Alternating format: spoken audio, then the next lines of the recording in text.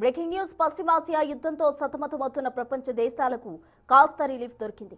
2 వారాల కాల్పుల విరమణ ఒప్పందానికి ఇరాన్ సమ్మతించింది. పాక్ ప్రధాని అభ్యర్థన మేరకు అమెరికాతో చర్చలకు అంగీకరిస్తున్నామని ప్రకటించింది. ఇరాన్ సాయుధ దళాల పర్యవేక్షణలో 2 వారాల పాటు హర్మోజ్లో రాకపోకలు సాగుతాయని ఇరాన్ రక్షణ మంత్రి అబ్బాస్ అఘార్జీ స్పష్టం చేశారు.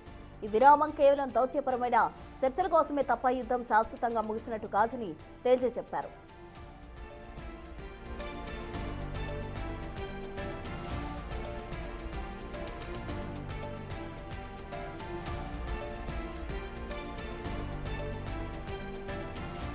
కాల్పుల విరమణకు సంబంధించి ఇరాన్ 10 సూత్రాలతో ఒక ప్రతిపాదన పంపింది.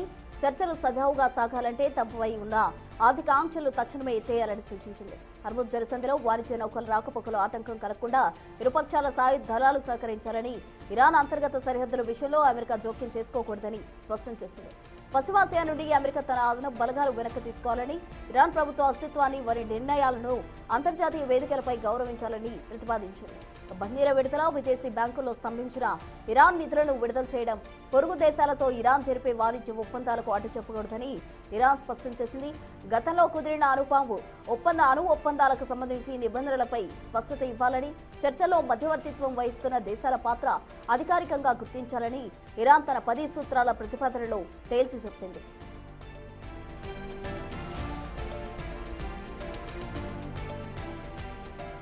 ఇరాన్ ప్రతిపాదనలన్నీ సానుకూలంగా ఉన్నాయన్నారు అమెరికా ప్రెసిడెంట్ డొనాల్డ్ ట్రంప్. ఆ దేశంలో శాశ్వత శాంతి ఒప్పందానికి, పశ్చిమాసియాలో శాంతిని నెలకొల్పడానికి 2 వారాల గడువు ఉపయోగపడుతుందని అభిప్రాయపడ్డారు.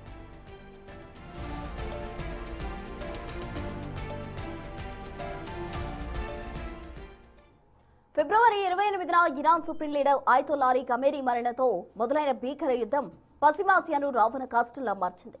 40 రోజుల పాటు కొనసాగిన రక్తపాతం ఇప్పుడు శాంతి ముంగిటి నేర్చింది. అమెరికా ప్రతిపాదించిన 15 అంశాలు ప్రణాళికకు ప్రతిగా ఇరాన్ తన 10 సూత్రాల ప్రతిపాదన దౌత్య చర్చల ప్రతిపాదికగా ప్రకటించింది. ఈ క్రమంలో ఇస్లామాబాద్ వేదికగా శుక్రవారం జరగనున్న భేటీపై ఇప్పుడు ప్రపంచ దేశాల దృష్టి నెలకొంది.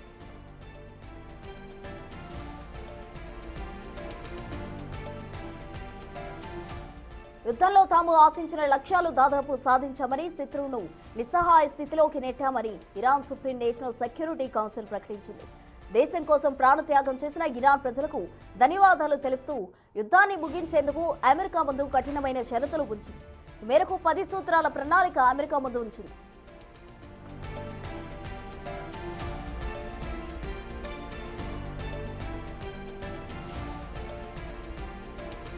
శాశ్వత కాల్పుల విరమణ కోసం ఇరాన్ సిద్ధం చేసిన ఈ 10 అంశాలు పరిశీలిస్తే అందులో హర్ముజ్ జలసంధిపై ఆధిపత్యం అత్యంత కీలకమైంది.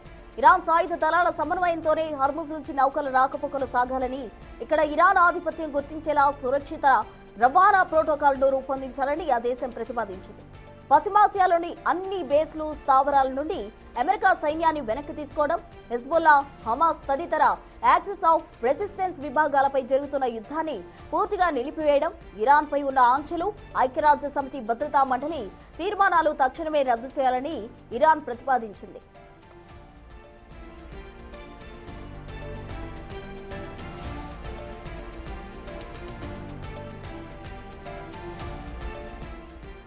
యుద్ధం వల్ల ఇరాన్కు జరిగిన నష్టానికి పూర్తి స్థాయిలో పరిహారం చెల్లించాలని, విదేశాల్లో స్తంభించిపోయిన ఇరాన్ ఆస్తులు, నిధులు తక్షణమే విడుదల చేయాలని ఇరాన్ ప్రతిపాదించింది. ఈ ఒప్పందాలన్నీ ఐక్యరాజ్య సమితి భద్రతా మండలి ద్వారా చట్టబద్ధంగా అమలు కావాలని స్పష్టం చేసింది. చర్చల అనంతరం ఈ ప్రతిపాదనలకు అమెరికా అంగీకరిస్తేనే యుద్ధానికి ముగింపు పలుకుతామని ఇరాన్ తన ప్రకటనలో స్పష్టం చేసింది. ఈ క్రమంలో 14 రోజుల కాల్పుల విరమణ కాలంలో దౌత్యం ఎలా సాగుతుందనే దానిపైనే ప్రపంచ దేశాల భవిష్యత్తు ఆధారపడి ఉంది.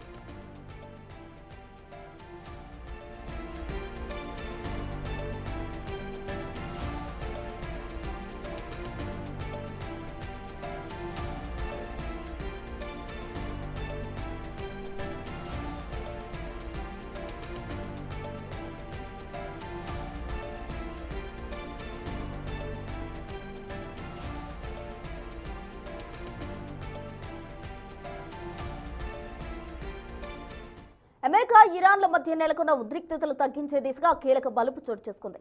ఏప్రిల్ 10 శుక్రవారం రోజున పాకిస్తాన్ రాజధాని ఇస్లామాబాద్ వేదికగా ఇరు దేశాల మధ్య ఉన్నత స్థాయి చర్చలు ప్రారంభం కానున్నాయి. దానికి సంబంధించిన బ్రేకింగ్ న్యూస్ ఇప్పుడు మనం చూస్తున్నాం.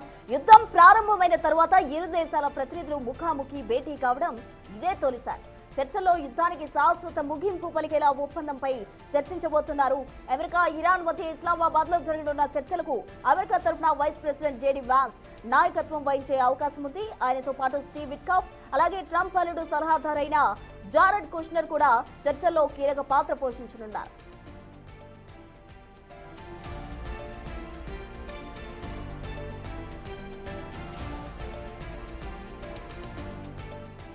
ఈ చర్చలో ఇరాన్ బృందానికి విదేశాంగ మంత్రి అబ్బాస్ అగార్చి నాయకత్వం వహించే అవకాశం ఉంది. ప్రాథమికంగా 2 వారాల పాటు దఫదఫాలుగా ఈ చర్చలు జరగనున్నాయి. అవసరమైతే ఇరు పక్షాల అంగీకారంతో ఈ సమయాన్ని పొడిగించనున్నారు.